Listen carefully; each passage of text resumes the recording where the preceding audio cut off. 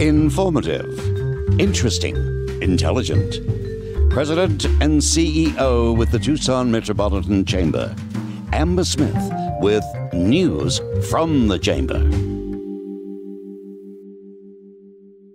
Hello and welcome to the April edition of News from the Chamber.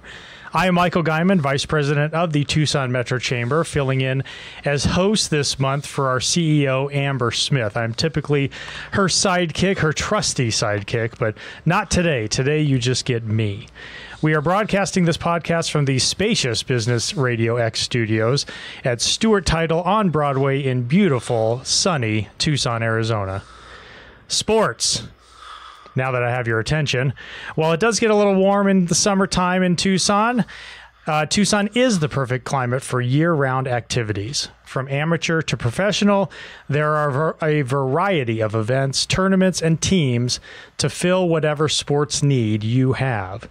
Despite being in the desert, we have two hockey teams, believe it or not, the Western Collegiate Hockey League champion University of Arizona Wildcats and the American Hockey League Tucson Roadrunners, an affiliate of the Phoenix Coyotes. We have the Cologuard Seniors Tour Golf Tournament, the Fort Lowell Shootout, which invites youth soccer teams from all around the world to Tucson to showcase their soccer skills, Major League Soccer spring training, and many other exciting sporting events. With me are three individuals that will knock it out of the park, nutmeg the defenders, and put the biscuit in the basket. John Perlman is the Director of Soccer Operations for FC Tucson, a USL League One soccer franchise. Thank you for having me, Michael. You bet, John. Thank you for being here.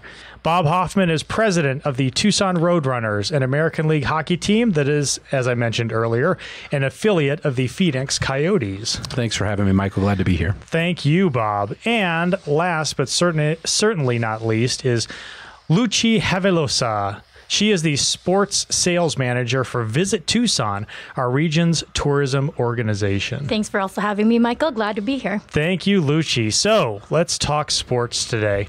I just want to actually start it off by maybe the three of you, and we'll start with you, John. Talk a little bit about yourself and what the team that you are here representing is all about.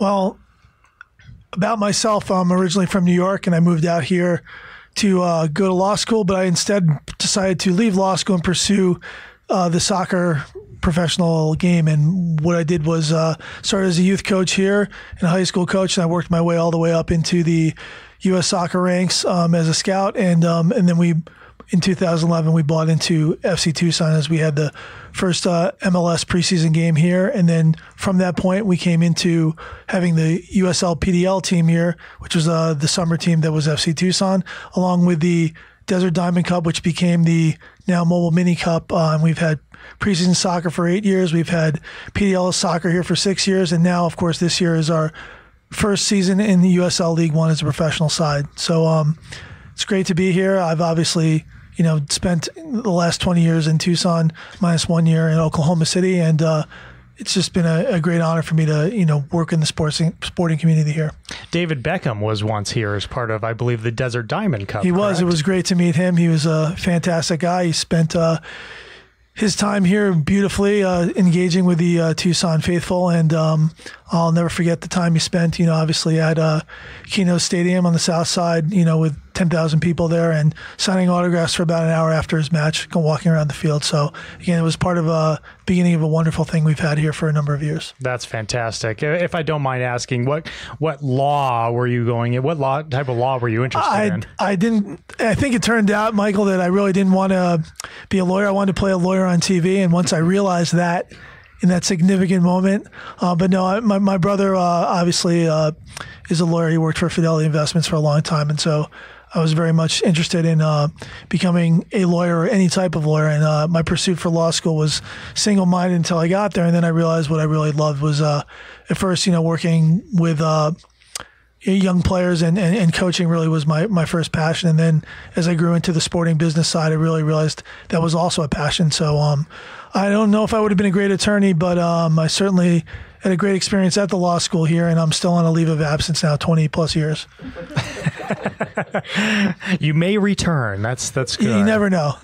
Well, that's great, John, and obviously you have had a lot of success, and so, in fact, I recently learned that you were Sabino Sabercats, correct? I was the Sabino High School coach for varsity coach for 12 years, and I worked there for actually 14 years. It was a big part of my early coaching experience. And you are going to go into the Sabercats Hall of Fame, is this correct? Yes, that is correct. Our 2005 team, which was the state champion, back then it was 4A. Sabino was the state champion, and that team, along with myself, are going into the Hall of Fame this October. So it's a great honor. We had an amazing set of players and administrators helping us there, and certainly it was a huge part of my growth into developing sports. And I've always told people, the high school program, building the high school program was the roots of building any great organization or program. A lot of things I had to do there were very much transferable to the things I still do today on a daily basis. So again, high school sports are wonderful. It was a great experience, and certainly an honor to be part of many, many great athletes that have come through professional and otherwise through the Sabino programs. Oh, that's fantastic. Well, congratulations. Thank you. On that. I really appreciate that. That's a great honor. Bob, let's shift to hockey. Soccer has been here in Tucson. I would say soccer and baseball have been kind of the two prevalent sports here in Tucson for a long time, but hockey's relatively new. But what about you and sort of your journey as in terms of how you got into where you are? Sure, yeah. I'm originally from just outside Cleveland, Ohio, so back in the Midwest. This is my 23rd year in the sports entertainment business, mostly in hockey. So I've been able to, fortunate enough to really work in the sport that I love and I'm passionate about. It's been a really enjoyable time. The last 13 years has been in the state of Arizona, 10 years up in Phoenix, and then now the last 3 years as the start of the Roadrunners brought me down to Tucson, and now a Tucson resident. So I've kind of had that transition over the last 3 years in bringing hockey down here. And I think just some of the experience that I've had in the Phoenix area and other markets that really may have been tabbed as non-traditional markets, to go off of what you indicated before. You put hockey in the desert, it's not exactly a natural fit, something like what baseball and soccer has had that history here. But it's certainly something I think that there's a fan base for, because I think it's a very entertaining sport if you've never seen it before. But Tucson also has so many transplants that have come here from other markets that maybe are lifelong Chicago Blackhawk fans, but now living in Tucson and grew up for years and years following their favorite team and going to see hockey games. Now they have that right here in their backyard as well. Oh, that's great. Now, the Roadrunners had somewhat of a flying start in terms of their success here in Tucson, because just in the second year, the Roadrunners won the Pacific Division, correct? Correct. Yeah, it was really a storybook start for the team. You go back even to year one, kind of watching that and trying to relate to our fans to say it's not always like this. It's you're not going to win with a minute left in every game. Right. We won our first, I believe it was 5 of our first 6 home games, and all 5 of them we won the game either in overtime or in the last few minutes of the game. So our fans were coming, and a lot of them never seeing hockey before, and thinking at that point, boy, this is pretty good. You're going to have something thrilling all the time. You're going to lose 5-0 one time. I mean, it's going to happen that you're going to have some off nights. So then we get to the second season, and we're very fortunate enough to win the Pacific Division in the Western Conference and go into the playoffs as the number 1 seed. Unfortunately, it didn't work out really well for us in losing in the second round, but it was I think something that really brought on a lot of new fans as well, because Tucson being such a good sports town, wanting to have such success and seeing all the success that's happened here, especially with the U of A team, the basketball team, baseball's had such good success now, with the women's team, women's softball. I mean, there's so many great sports stories here in Tucson that as soon as, you're winning a lot more than you lose, some people started giving us a chance that maybe wouldn't have if we weren't as successful as we were on the ice. And now this year in year 3, just battling away and trying to make it into the postseason for the second straight year. Yeah, and sports can be fickle that way. You have the Arizona women's basketball team making it to the NIT Final Four. Their next game wins tomorrow night. Right. And, I remember them saying over the weekend They wanted to get, first it was 5,000 fans. They got 5,000 fans. Then it was 7,000 fans. They got 7,700 fans. But the last thing they want is for all those people to come to see them lose. Right. Because then, people go home, oh, geez, it was great to see them, but man, I really wish they won. And sports can kind of be that way. Right. You want to make sure you put on a great show. And, I always try to tell our staff, win, lose, or draw, you want to make sure that everyone leaves, with a great experience and having a great time. But certainly there are markets out there, I think, and this is the seventh hockey market or seventh city that I've been in the sport of hockey, and to some areas it's not as important. It's really interesting. They really could care less if you win or lose in a game. It's just they're there for a night out. They're there to go with their work buddies or a girls' night out. And here in Tucson, though, it's much different. I think that success is something that fans really try to live vicariously through their teams, and to see that success that they have, that's where a lot of that interest comes in, is from people and teams that are having some success. Oh, that's really interesting. Lucci, so you are relatively new to the industry, correct? Yes, I am. So I've been with Visit Tucson. It's going to be 4 years in July. Okay. And I originally started as an admin. Actually, was trying to figure out what I wanted to do with my life, right? Question for all recent college grads. And so I didn't really know much about the industry. And then when I started, I did the convention, sales and conventions meeting side, and just kind of, made relationships with our hotel partners, with local businesses, and really started to understand, what Visit Tucson does, and the importance of tourism in each destination. So I kind of have just stuck around, transitioned into the sports department. This is my second full year, and so now I manage that department. And it's been a lot of growth, a lot of learning, but it's been really fun. Well, what attracted you to the sports side of things? You said you worked in sales and marketing for just general tourism. What was the attraction to sports? I've always been involved in sports, growing up. Played sports in elementary school, high school, played intramural in college. Always had a lot of fun going with friends and family to sporting events. So it was always something that I was interested in. Didn't really think there was a sports marketing tourism industry until I came on with Visit Tucson.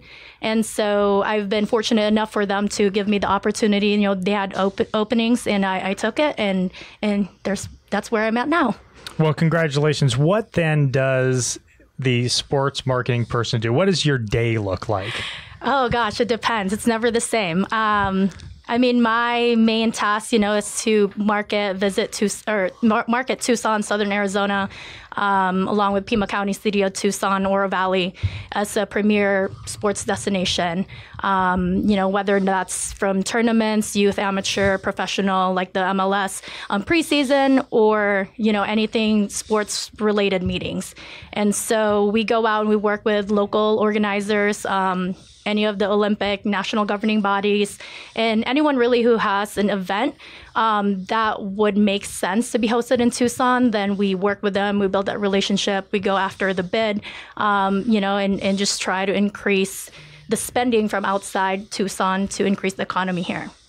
Right. The idea, bring those tournaments in, bring those events in, outside of the sort of staid teams that we have here and the Roadrunners, and FC Tucson and others, just bring more of those types of events in. Kind of like Fort Lowell Shootout. That has to be one of our premier sporting events that we want to make sure happens every year. Yes. So, with the Keno expansion coming up as well, it's really great for us and for the tournament, because then they're able to host more teams during that tournament. Last year, they had, I believe, 9 to 11 teams from Mexico participate in the tournament. So that is a great opportunity for us, so being so close to the border, and as well as attracting more international teams in the future. Well, because I know there have been teams from England that have come as part of the Fort Lowell Shootout. Yeah, so every year, Fort Lowell Shootout, once that it's been moved to Keno Sports Complex, they've really grown that event and have really focused on more than just the tournament. And that's kind of what we pride ourselves on is that we're creating the experiences and not just for people to come and play here. We create the overall experiences not just for the players, but also for the families, the spectators, anyone that's involved, so that they have those memories. Why do they want to come to Tucson when they can play in a tournament in New Mexico or Phoenix? Well, that's how we add that value. Okay. So John, getting back to FC Tucson, how does a team happen? What does that look like? You talked a little bit about, we have the Desert Diamond, which turned into, I can't remember what it was. It's a Mobile Mini Cup. Mobile Mini Cup. So we've had those kind of things, and we've seen FC Tucson grow from, a team in the Professional Development League, right, into now a professional team. So how does that team come to be? Well, obviously in 2012, we went down and we met with USL, United Soccer Leagues, which was one of the premier minor league soccer leagues in the country. At that time, there were two leagues that were sort of competing against each other, the North American Soccer League and the USL. So it was really an important time for them. And they had the PDL, which was basically very similar for baseball in the Cape Cod League. You were taking your top college athletes in the summertime, like you would in even the basketball leagues they have in Vegas, and saying during that period of time, you're going to play on a team with the best college players in the country and improve your abilities and your exposure. And Tucson seemed like a great market for this. So we always, in my mind, as I was an active coach in the community, I wasn't really as interested at that time in the MLS preseason. I was interested in having, when players were really good here, having them a place to come back to in Tucson, and then bringing other players in to create a team here in Tucson. We wanted eventually to have a professional team, and this was the first stage in that. So as we grew and proved that the market was a good market for a PDL team, and that we were operationally one of the top franchises, we earned Franchise of the Year in 2014. We were producing players that were moving on to USL, professional players as well as Major League Soccer players. Once we showed we could do that, the league was very interested in us having a professional team here.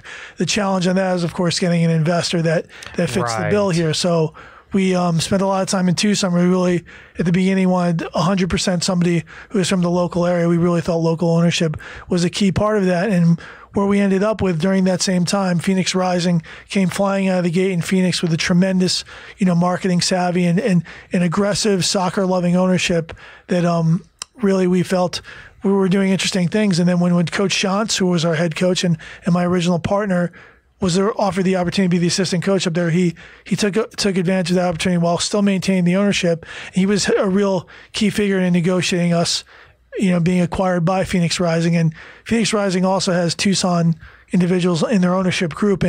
But this group was clearly a group that wanted to go all the way to Major League Soccer, had the capital and the strategy and the right type of people to allow us to have the team move up to the next level with the appropriate backing, because as Bob will tell you, any professional team, it's not always going to be green grass at the beginning. So you have to have people that have a long haul and a long-term plan. And we feel like we found that group in Phoenix Rising's group. So once that happened, United Soccer Leagues was obviously really interested in us having a Tucson team because of the quality of the Phoenix team. So they were able to, make that happen. And so obviously my role here is a little bit multifaceted in the sense that I'm a big part of the business side, but also I understand the technical side. So, somebody like Darren Sawatsky and John Gallus were guys that I had worked with. I knew that would be tremendous coaches at this level. And then obviously their partnership with Phoenix and the understanding of how players are developed. So we're very much like the Roadrunners are in the sense that our goal is obviously to produce players that can play for Phoenix Rising. But most importantly for us here, it's to, galvanize the local sports community. So whether it's businesses, the youth community, the people who want to go to these games and be part of this process, making sure that they get excited about it. But, ultimately, we'd like to see a player come up through our Tucson youth ranks, come into the pro side here, move up to Phoenix, and hopefully Phoenix moves to MLS. But if not, players are moving all the way up through. But the way it happens is you have to have people that have been involved. So I've been involved in U.S. soccer and youth, just as our head coach Darren Sawatsky has. So we know where the starting point is. We know where the finish line is going. So we have a group like that in an ownership group that understands where we want to go, ultimately to the highest level in MLS with Phoenix Rising. And as soon as that happens, we'll start in League One. We hope we can dominate League One, grow the fan base, and then as they move up, we'll move up as a USL Championship side with obviously the expansion of Keno and the potential for a even more exciting soccer-specific stadium that fits our size and it serves, again, which we've always tried to do when we first did the fields and the conversions. Multiple, flat sports can play on those fields, and we want to create a place that is our home first and foremost, obviously, because we want that, but that other events can happen there, and it makes sense overall for the Tucson sports community. So, John, you talked about, that sounds like a great partnership between us and Phoenix. Yes. Where we sometimes see them as a little bit of competitors. Tucson sometimes feels as the redheaded stepchild to the folks up in Maricopa County. But this seems like it's really been a great partnership. And the way I understand it is, and correct me if I'm wrong, but it's sort of Tucson, then the next level is Phoenix, and then the level after that is MLS. That's correct. And obviously Phoenix is really on the short list of the next 2 or 3 teams that are set to, be in line for an MLS bid. For us, it's not an if or when on that. It's a when everything sets into place. If it's 2 years, if it's 4 years, but it's not an if, it's going to happen. But the most important thing for us, obviously, with Phoenix, and again, look, we're very competitive. You got University of Arizona, ASU here. That's a natural vibe. And then, of course, with Phoenix and the challenges we've had, obviously, with the Diamondbacks leaving here, it's not an easy sell from a governmental standpoint. But again, this is a different scenario. Arizona's at its best when Phoenix and Tucson are working together on a project. And for the MLS team, whether it's called Phoenix Rising or whatever, to be great, Tucson needs to be a participant. If the Coyotes are going to be great, Tucson fans need to participate in that, feel that connection. So what we're trying to do is build connections. Look, we have our own team. There's going to be our own pride. I'm not saying every single FC Tucson fan's going to love Phoenix Rising, but what you can do is what used to happen here is when a player came from Tucson and moved to Phoenix, people couldn't wait to see them, and people here had Diamondbacks hats on and felt that connection. And the only way to do that is to build it slowly and steadily. But our job right now is to have a great competitive playoff team, to have a wonderful game experience, and build off of that. And then when that happens, and they see that the ownership group we have.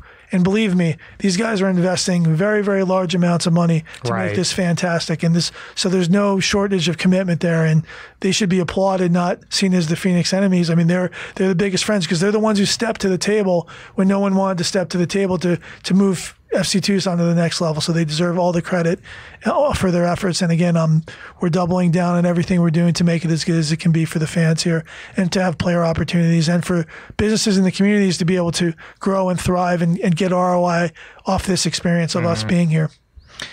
Well, that's great. But shifting to hockey, is it a little bit different? I mean, the team moved here from Springfield, Mass. So, and you see that a lot. I mean, we had, from a baseball sense, we had the Portland Beavers, I think they were, moved to Tucson. That was a San Diego Padre affiliate. They moved to Tucson. It was supposed to be very temporary. They ended up being here for 3 years as the Tucson Padres. Then they moved to El Paso. So, within the span of 10 years, they're in 3 cities.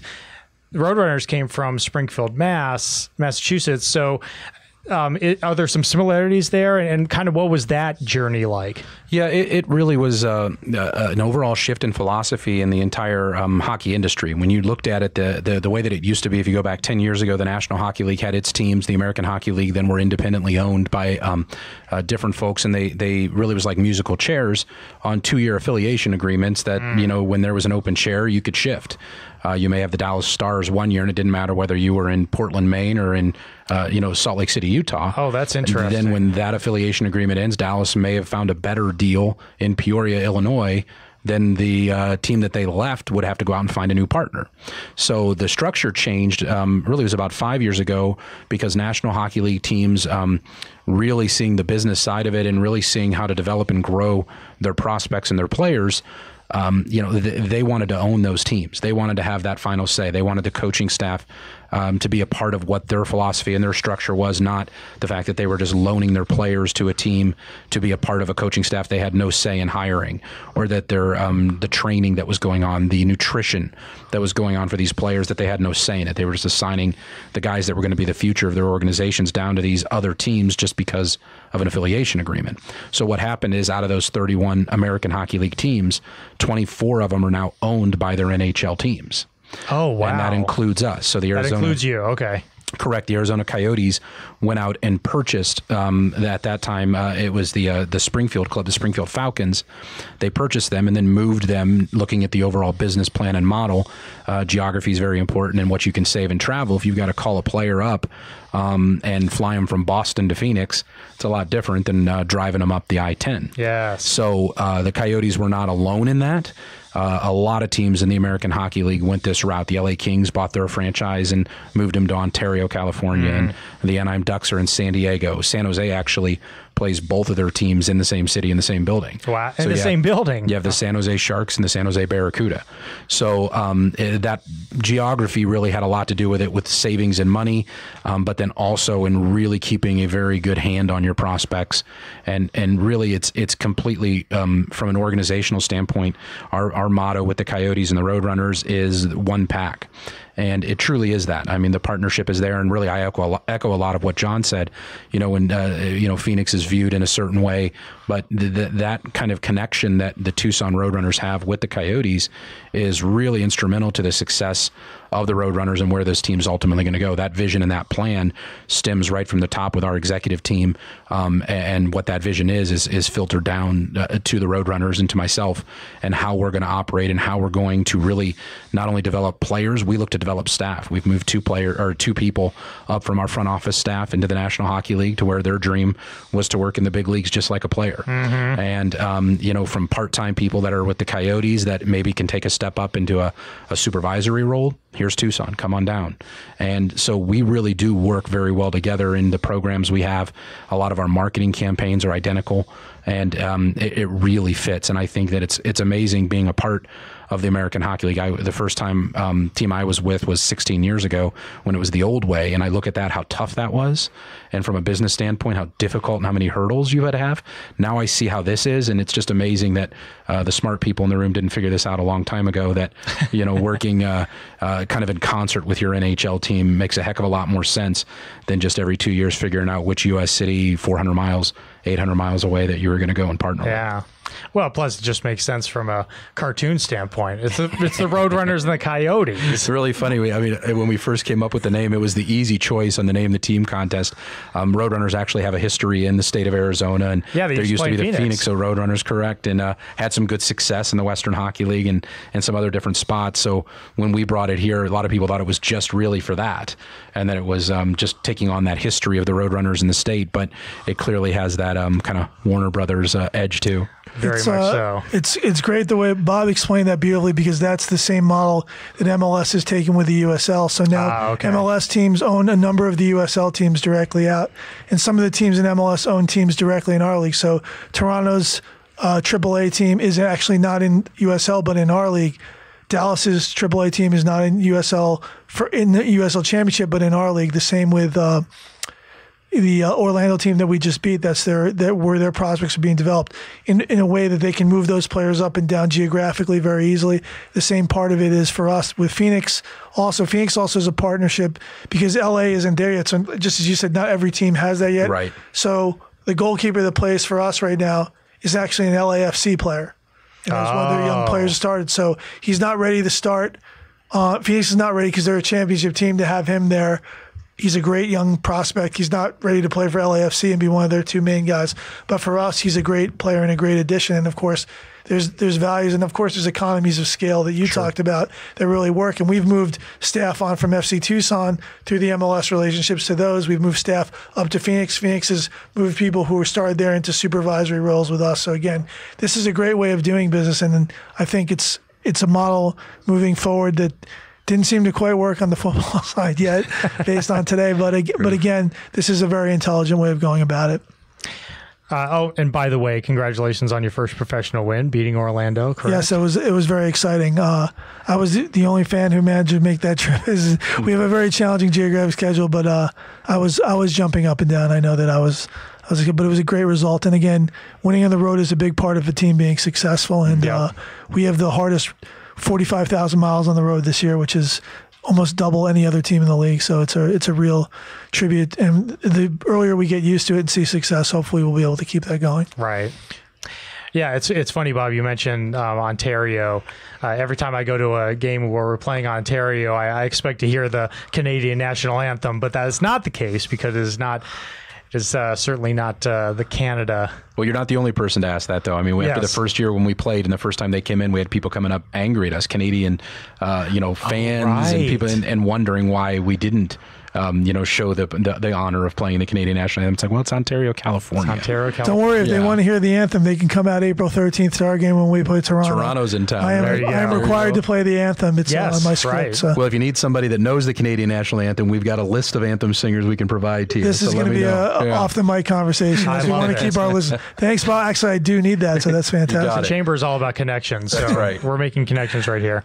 Lucci, we've talked a lot about sort of the business side of sports. I mean, they are businesses, but we also have to kind of look at our community as a business as well, right? So we compete from a business sense against other communities, kind of looking for that same event to occur there. So what are some of the, I guess, assets that we have here in Tucson that you use to market to some of these folks? So, I mean, it's no question that we have great year-round weather. So, our biggest competitors, Roadrunners and FC Tucson work very well with Phoenix for their purposes, but Phoenix is a comp set for us. California, New Mexico, really in the southern region where all these Midwest, Eastern teams or tournaments are looking for somewhere to play during the winter or train, right? Mm-hmm. We market and we pride ourselves for one, Keno Sports Complex, state-of-the-art facility that's been very well maintained, and it's now operating so much more business aside from just spring training baseball.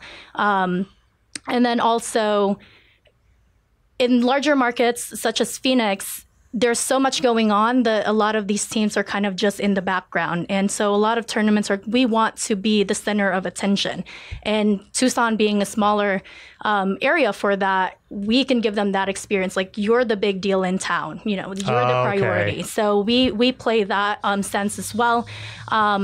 And really, just the services that we provide, we have a strong community, and we go after those events that make sense for us and where we can rely on the community support to make it happen.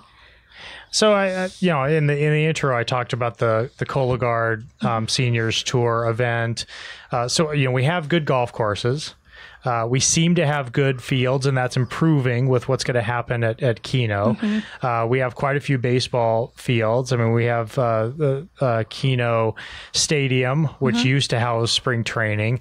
Are those really the sports that we go after primarily, or are there other sports that we try to attract to the region? So, we do have to go after soccer, baseball, softball, the outdoor sports, because we have the facilities to host them.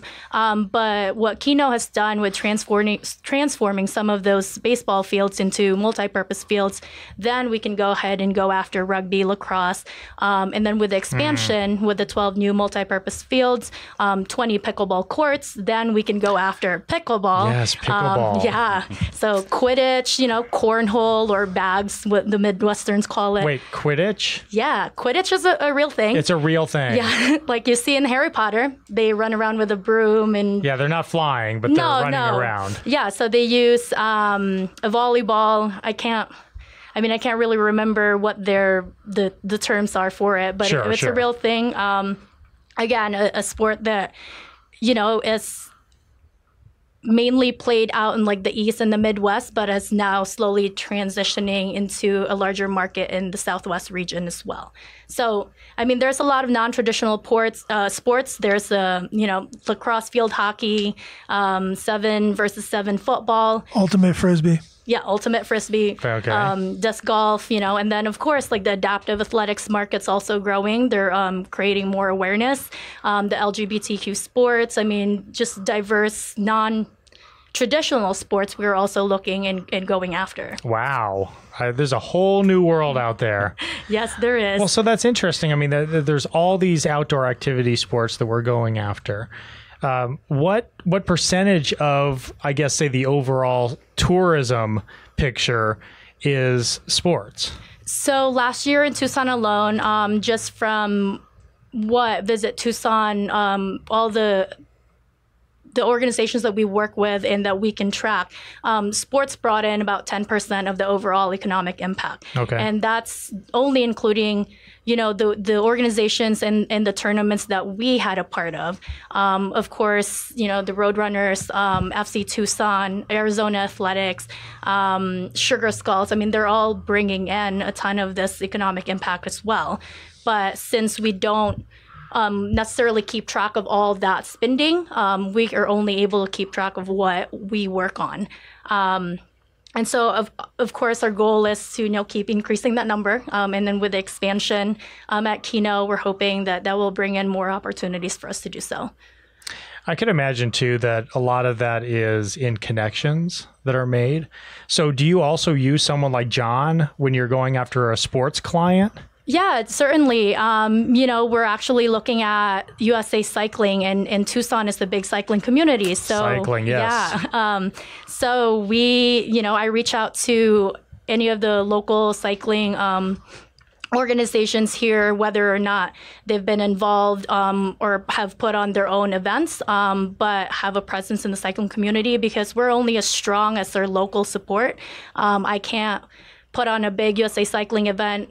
One, I'm not an expert in cycling. I couldn't even tell you, their time trials and the roads and stuff that they need. So I have to rely on partners and the relationships that we have around the community and in the industry to be able to really execute that event. Okay, that's really interesting. So I guess, this is for both John and Bob. I'm just interested in sort of still sort of the business side, but just the popularity of the sports as well, maybe from a local perspective and also a national perspective. Hockey is considered one of the top four, right? Baseball, football, basketball, hockey. Soccer, though, I think is gaining popularity immensely, especially with the younger demographic. So can you explain some of those trends that are going on in the industry as well? Well, for soccer, obviously, the turning point for soccer was probably the 1994 World Cup being hosted here. That was an important moment. And then the establishment. For us to have the 94 World Cup, we had to establish a professional league as part of that moving forward. So the MLS's establishment, Lamar Hunt helping at the time stabilize it when it was struggling a bit, and now MLS's growth and massive success has really helped it. So there's generations now. So somebody like me has children. I grew up with a professional soccer league, and that child grows up as a fan of MLS. So really, when you talk about the growth, obviously the game itself, a big part of it is television. So you're able now to see the Premier League, the Spanish League. So all of your heroes, you can see them all. You can watch our games on ESPN Plus now. So even the minor leagues you can watch. So you've got soccer all over your television. So that helps to grow the game. And then you can see, if you look at Atlanta United, who were the MLS champions last year, somebody like Arthur Blank, these major owners, Robert Kraft, these are guys who are iconic, and then the kind of guys that change economies with what they do in the country. Stan Kroenke, owning the Rapids. So a big part of it is now there's a real fan base. The league is stable. The franchises are increasing in value. There's more people playing the game. The female game has grown. The Women's World Cup is coming up. For us, I think soccer is benefiting, as obviously there's challenges, potentially moving forward with concussions and the number of players playing in the youth, or a lot of people that played baseball now play soccer. It's relatively, except for the super paid teams, it's still a sport that you can join fairly inexpensively, and some there's not a ton of equipment. Right. So again, I mean, our sport is growing massively and looks like that trend has no reason not to continue. And obviously, we're believing that as we join a league that now has 10 teams, that we think is going to have more teams. But again, they're building soccer-specific stadiums. These are great places to see a game. There's a new one just came out in Minnesota that's unbelievable. DC United's fortunes changed very quickly when they got a new stadium. So again, it's about communities investing and thinking this is a good long-term plan. But we feel very comfortable with the growth, and I think we, us in the soccer industry believe we're going to break into that top 4 and maybe move all the way to the front of it as the years go by. So I feel like if you're getting involved with us or you're getting involved with professional soccer, even the minor league, you're buying low to be able to sell high. I mean, a USL franchise, when we were looking at in 2014, was a $350,000 investment. It's now a $10 million investment. Wow, so that's a huge And obviously the MLS now, you're looking at $350 million for when David Beckham, when he made his deal to come here, it was a $40 million.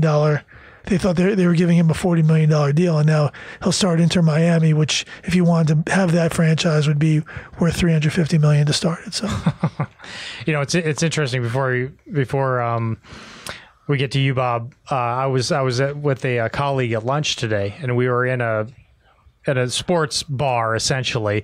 They had the replay of the Diamondbacks game on from last night, but then they had actually most of the TVs, they had a live Premiership game on.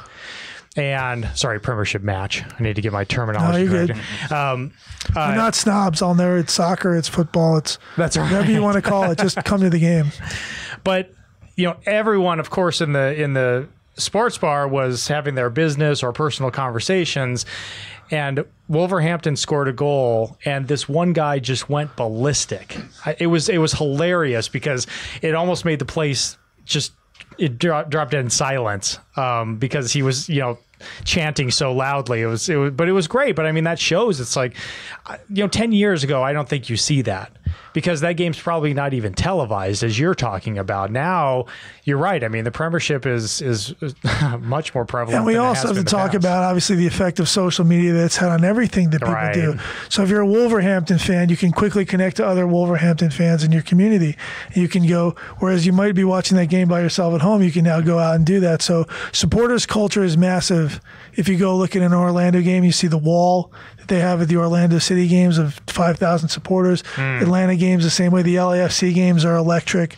Obviously, we have the Cactus Pricks here, and us improving and building. I was going to mention them. And building our supporter culture back up as we move into this phase of it is going to be something that we're going to be focused on. But the reality is, it's easier for people to consume stuff now, and the quality of the production is so improved, and the game experience where you have it is so much more amazing. I'm sure when you started so many years ago, you've become experts in making it just a great experience. So for us, soccer, obviously, it's about finding the right price point and making sure that the game grows and doesn't price itself out away from the people that love it, which are very much, I want to say, it's not always been an affluent sport, so that we can't price those people out either. So yeah. So Bob? Well, from the hockey side of things, I mean, really, you look back probably 20 years ago, there's been that diehard core hockey fan base that's, whether it was the Midwest and obviously Canada, that is what they live for in Canada.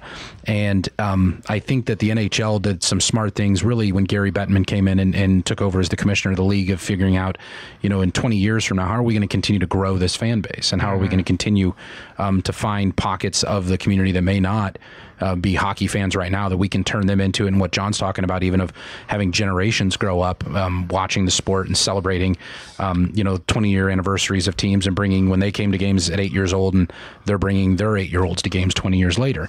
And they kind of identified females first to say, women don't really go to hockey games, and why not? And so they looked at different ways that they could try to make that experience a little bit better, that they made the players a little bit more fan friendly from that side of things, so it was more family oriented, and they really conquered that to where right now the demographic in hockey is about 55% male. So the females have almost caught up with that, and women enjoy going to hockey games.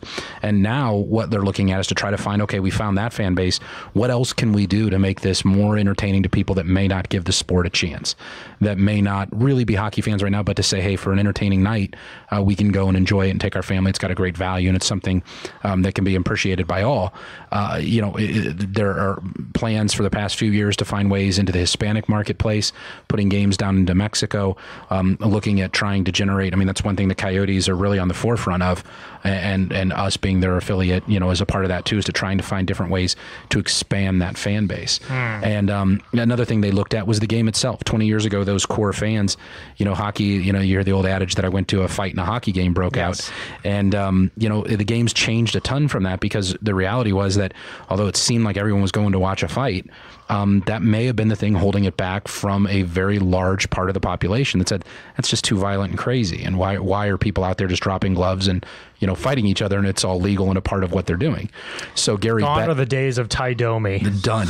There's no players like that anymore. I was a big Ranger fan of Ty Domi. There you go. Yeah. So it changed in the way that they structured it. And obviously John mentioned concussions, and that's a part of it. The health of the athlete is huge right now and what everyone's looking at. But on the other hand, what they found out was some of the tweaks they made to the rules, and to where they didn't allow the clutching and the grabbing and the holding up of players, to let the skill of these guys actually show through, the speed that they have. It actually made the game much more pleasant to watch than what everyone thought they were going to see. They thought they were going to watch a line brawl. Well, now you took out that violent aspect of it, and you've allowed the skill of an Alexander Ovechkin and of a Sidney Crosby and of an Austin Matthews to shine. And by doing that, you're seeing how good these players are and how good the sport can be.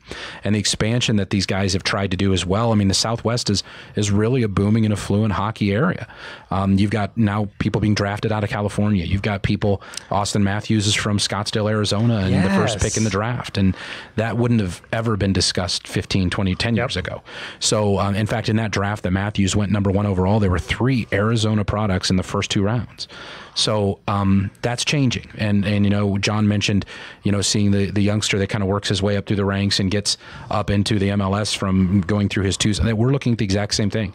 We can't wait to find somebody, hopefully someone that maybe comes from the University of Arizona, hockey program that ends up playing at the AA level up to the Roadrunners and maybe gets their shot in the National Hockey League. That day will come, and Tucson will be proud to see that Tucsonian is there out, that's made it up to the National Hockey League, and we're hopefully can be a part of that bridge to get them there. Can I ask a quick question? Because I'm a huge hockey fan. I went to Union College, who was the national champion just a few years ago. We're a very small college. But what did Las Vegas get right, and what's unique about that market? Is there anything about that that's transferable for you and for me in terms of creating a great entertainment product? I don't think Las Vegas, to be honest, knows what they got when they got that. I mean, because I think the initial plan in putting Las Vegas there was that you would have so many visitors and transients that would come in. The Rangers fans would all travel there to see their team. I don't think they gave the Las Vegas sports fan enough credit, because what they found is that 90%, of their fan base that are there are true Las Vegas people. So they really have shown themselves to be a great sports market.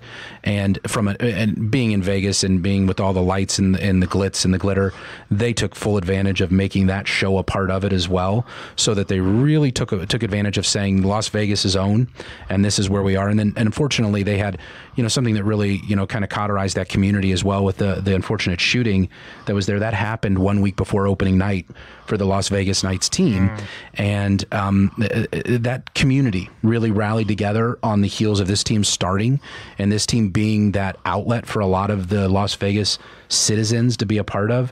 And then they did something that no other expansion team had ever done.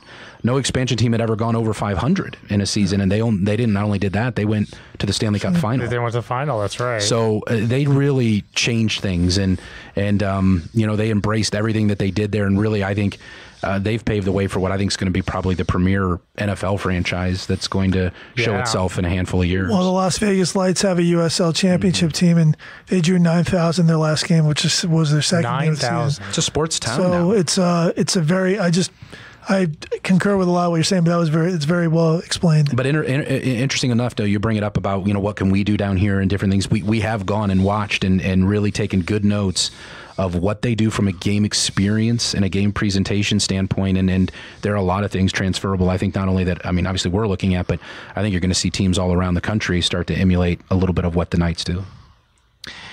Yeah, and speaking of Las Vegas too, I just think that's a community that has really been starved for professional sports. And I just remember hearing years ago where people would say, well, it's very difficult to have a professional sport in a town where gambling might influence the outcome of any particular game.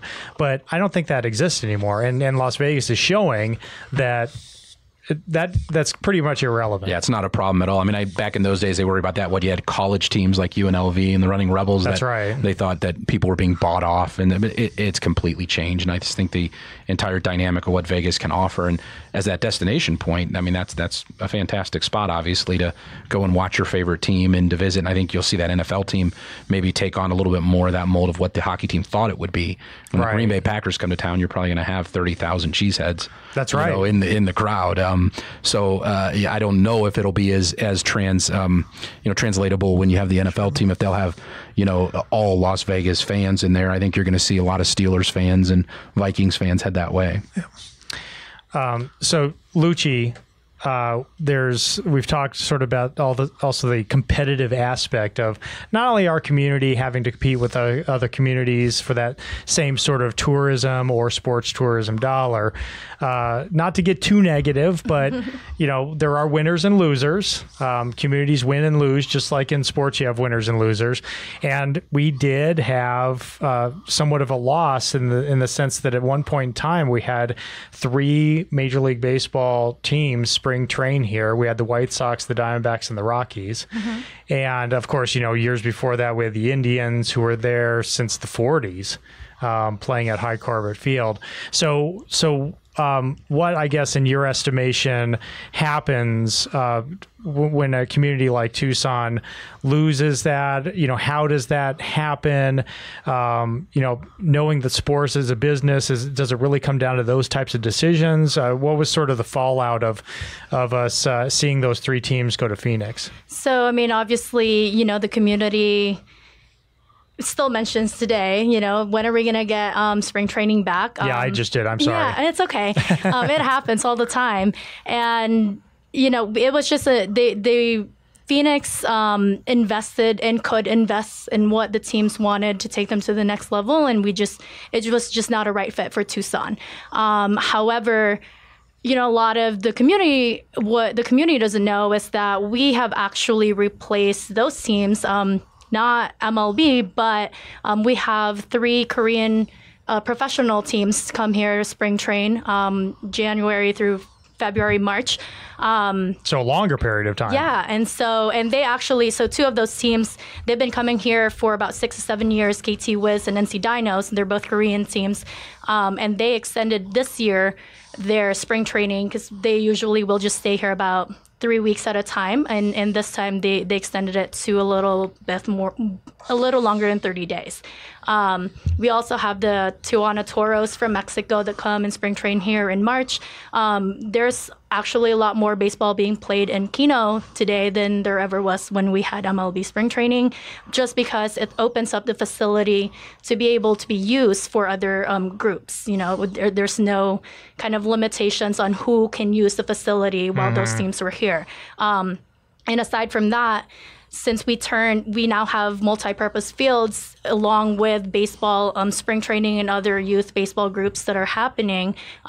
We have soccer, we have rugby. So really, we're using the complex to its full capacity. Well, that's interesting. So with those teams, you have the Mexican baseball team, you have the Korean teams. Do they get a lot of people then that come with them from Korea and Mexico? So from that tourism perspective, we may get more outside coming in, which, going to restaurants, staying at hotels. So there could be some greater maybe economic benefit. Yeah. So as of right now, they play inter-squad games. I mean, they play games within each other during their practices, but there isn't a spectator game yet. I have kind of discussed with them, what is what does it look like moving forward? Like, are you going to be able to play a game for the Tucson community to experience? So that's in the talks, but right now, unfortunately, it's not. They're just here slowly to train. But they do want to get more involved in the community here in the future. So, partnerships with the community are in the talks. And the team alone, I mean, they bring in probably anywhere from 60 to 90 plus people. And they spend a lot of money, just the teams themselves. I mean, they go shopping. They told me, they're like, we go to the Park Place Mall every day.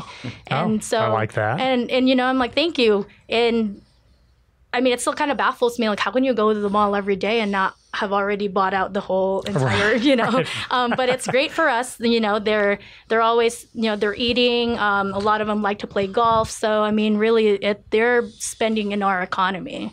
Okay.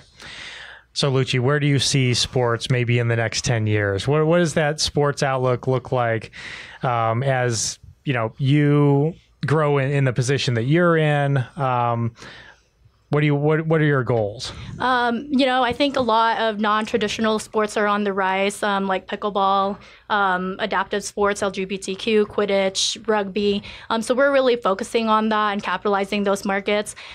We also obviously heavily focus on youth amateur sporting events, just because those have a lot of, we use a ratio around 2 to 1. So for every one child, at least 2 parents travel, but really grandma, friends, family all come and travel. So it has some more, it's a bigger economic impact to us when we have youth tournaments here. And with, like John and Bob said, the ability to be able to experience these sporting events now, and the ability to see them on social media or on TV, otherwise you couldn't before, really gives the youth an opportunity to really explore those sports and get us more interest. And I don't think youth sports is ever going to die, die out. I mean, the focus might shift into kind of, whether or not they play in a team or more of an individualized sport. But those are just, depending on the industry trends. But kids will always play sports, and that's what we're going to capitalize on.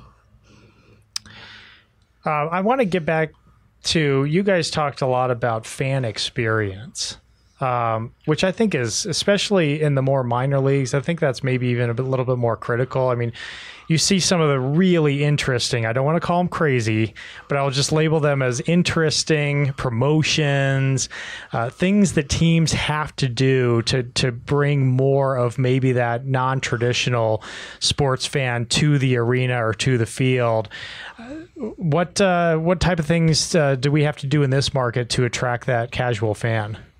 Well, it seems to me, I mean, what we've tried in Tucson, we went into year one not knowing really who that demographic would be for us, and it turned out to be families, and that's who wants to come out, and we have to make it affordable for them, and to find different ways to gain value. I mean, that's what everyone's looking for, is value in what they're doing.